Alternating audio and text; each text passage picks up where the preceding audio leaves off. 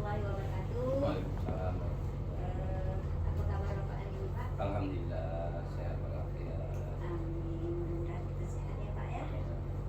Saya ada tugas nih, Pak, di CGP terkait mobil 351 mengenai demonstrasi kontekstual, yaitu mewawancarai beberapa orang kepala sekolah terkait pengambilan keputusan berbasis nilai-nilai kebajikan. Nah, nanti saya akan menanyakan beberapa pertanyaan kepada Bapak sebagai kepala sekolah tempat saya mengajar di sini. Nah, kita mulai saja ya, Pak. Boleh. Kita ketahui bahwa siswa kita ini, Pak, sangat banyak, kemudian gurunya juga sangat banyak. Tentu karakternya berbeda-beda. Kira-kira bagaimana Bapak mengidentifikasi terkait dilema etika yang ada di sekolah kita ini, Pak? Kalau di sekolah kita ini memang kondisi sekolah kita ini adalah sekolah yang sangat heterogen. Di sini banyak sekali anak-anak kita itu yang berasal dari latar belakang yang berbeda. Nah, tentunya dari latar belakang yang berbeda ini memiliki attitude dan kebiasaan yang berbeda-beda pula. Nah, karena kita di dalam satu wadah, maka untuk mengidentifikasi berbagai macam persoalan-persoalan ataupun untuk meminimalisasi berbagai macam persoalan-persoalan, maka di sekolah itu kita buat aturan yang sifatnya menyeluruh untuk semua siswa tanpa membeda-bedakan dari mana latar belakang mereka. Nah, memang di dalam perjalanannya terkadang banyak dijumpai beberapa hal yang kira-kira bersinggungan antara satu siswa dengan siswa yang lain. Nah, untuk hal-hal yang sedemikian itu kita mencoba untuk mencari solusi bagaimana yang terbaik kira-kira untuk kedua belah pihak yang berselisih atau kelompok-kelompok yang berselisih ketika mereka berada di dalam suatu komunitas yang ibaratnya yang di lingkungan sekolah kita.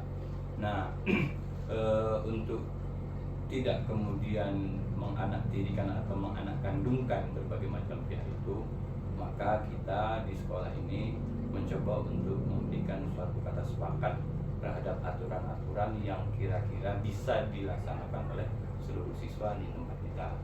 Jadi tidak memihak kepada satu golongan atau memihak kepada satu kepentingan, tetapi lebih berpihak kepada kepentingan secara menyeluruh untuk anak-anak kita. Nah, itu kira-kira yang kita laksanakan di sekolah itu. Oh, seperti itu ya, Pak.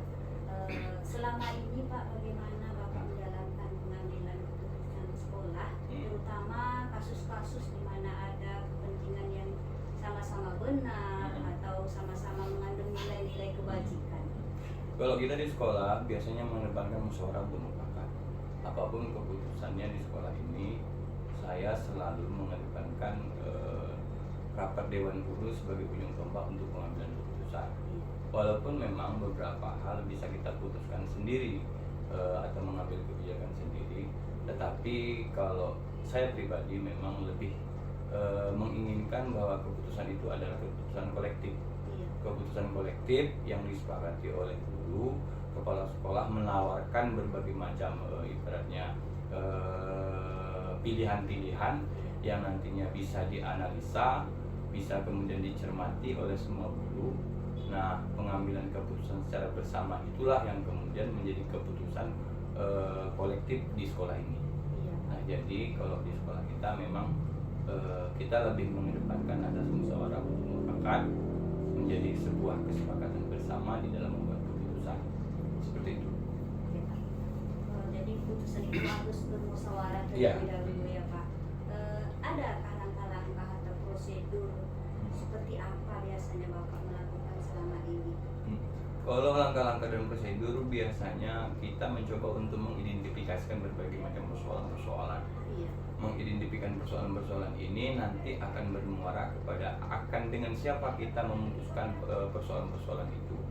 Nah, kalau persoalan-persoalan kecil mungkin bisa diselesaikan melalui sub-unit terkecil.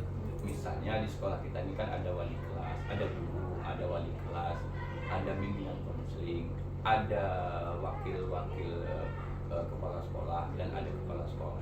Kalau persoalan-persoalan itu kita anggap tidak begitu mempengaruhi semua lini di sekolah, mungkin hanya diskusi-diskusi kecil di tingkat kawan-kawan guru ataupun di tingkat kawan-kawan bimbingan konseling untuk menyelesaikan persoalan-persoalan itu. Nah, tapi kalau persoalan-persoalannya sudah kita anggap menjadi persoalan yang agak besar, kita mencoba untuk melibatkan pihak-pihak yang lebih besar lagi, mulai dari guru, kemudian mulai dari BP, kemudian kesiswaan ataupun kurikulum, dan unit-unit lain yang terkait dengan persoalan-persoalan itu untuk diselesaikan. Nah, kita mencoba untuk mengidentifikasi sebesar apa persoalan yang ditimbulkan dari kondisi yang ada. Nah, kalau persoalannya kecil, maka kita tidak akan melibatkan banyak orang untuk menyelesaikannya. Tapi kalau persoalannya sudah kita anggap besar, maka kita menghimpun seluruh stakeholder untuk mencari solusi dari persoalan-persoalan itu. Artinya kan berjenjang ya, Ya. Pak ya.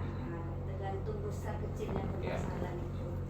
Baik Pak, hal-hal apa saja yang selama ini yang sangat efektif dalam pengambilan keputusan pada kasus atau permasalahan dilema etika terhadap siswa dan terhadap guru yang ada di sekolah kita ini Pak?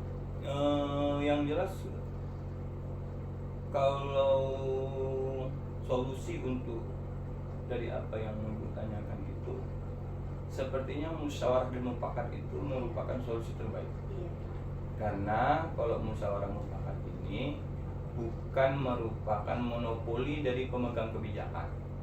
Sebetulnya kan kepala sekolah kadang-kadang ada yang ibaratnya membuat kebijakan sendiri, bisa membuat kebijakan sendiri untuk menyelesaikan persoalan-persoalan yang ada di sekolah. Iya. Cuman saya menilai kalau kebijakan-kebijakan itu hanya diambil oleh kepala sekolah, tidak dirasa kuat, karena tidak melibatkan seluruh stakeholder yang ada di sekolah. Akan lebih bagus rasanya, Iya. karena sekolah ini adalah sebuah organisasi yang terdiri dari siswa, guru, dan beberapa kawan-kawan, karyawan-karyawan yang ada di sekolah ini. Lebih bagus rasanya melibatkan seluruh stakeholder itu untuk membuat sebuah kebijakan yang nantinya kebijakan ini menjadi keputusan bersama untuk dijalankan.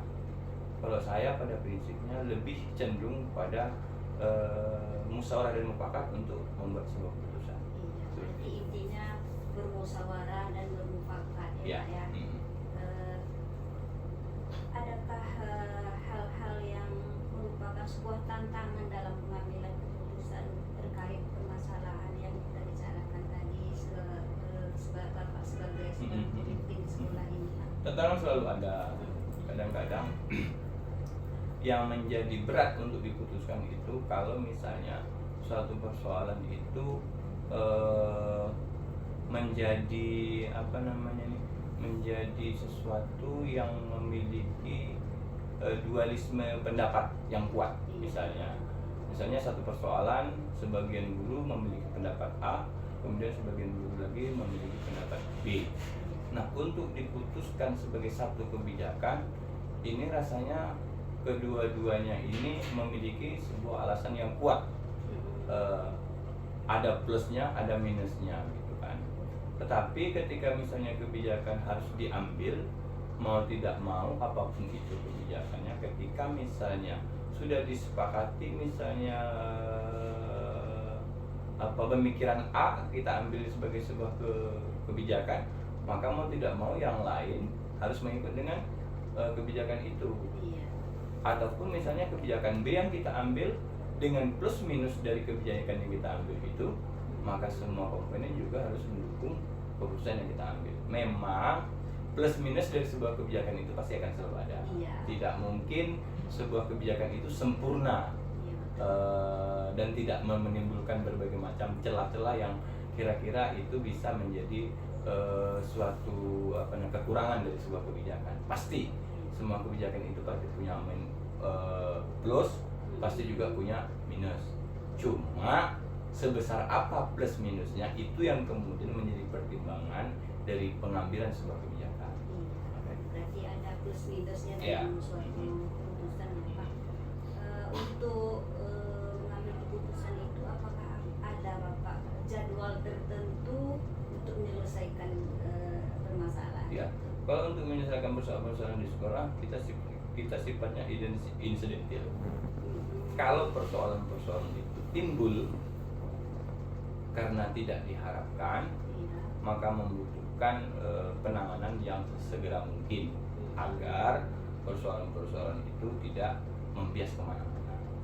Cuman seperti apapun kondisinya, untuk meminimalisir berbagai macam persoalan-persoalan di sekolah, kita memiliki aturan main yang kemudian itu diberlakukan kepada siswa dan juga kepada guru.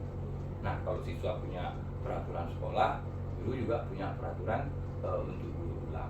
Iya. Nah, dengan diikat oleh aturan itulah sedikit sebanyak persoalan-persoalan yang kira-kira akan muncul itu bisa terminimalisir. Nah, seperti itu. Iya. Kemudian adakah orang-orang atau faktor-faktor yang mempermudahkan Bapak membantu dalam pengambilan keputusan dalam suatu permasalahan yang terjadi?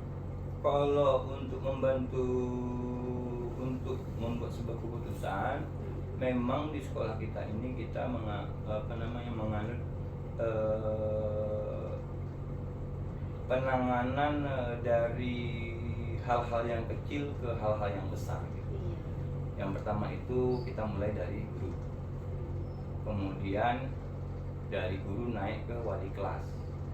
Ini tentunya untuk penanganan terhadap siswa ya. Iya. Nah, kalau penanganan terhadap siswa itu biasanya kita mulai dari guru, kemudian naik kepada wali kelas, naik kepada BP, naik kepada Wakasek, baru naik kepada kepala sekolah, untuk kemudian dijadikan sebuah kesepakatan bersama melalui rapat yang kita laksanakan terhadap persoalan-persoalan yang muncul.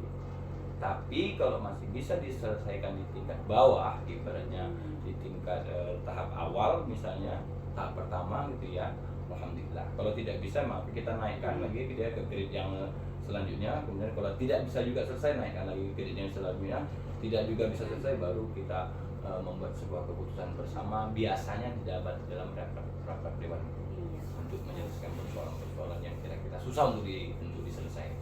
Berarti kan orang-orang itulah yang akan bekerjasama dengan Bapak. Ya. Di tingkat rendahnya misalnya wali kelas, Ya. nanti di tingkat bimbing dan konseling Ya. sama orang tersebut. Oke, Ya. Pak. Ini terakhir dari pertanyaan saya Pak. Hmm.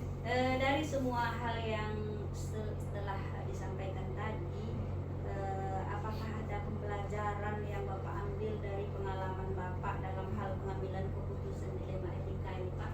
Ya, pembelajaran pasti tetap ada, karena pengalaman itu merupakan sosok guru yang paling besar buat kita kan. Benar, Pak.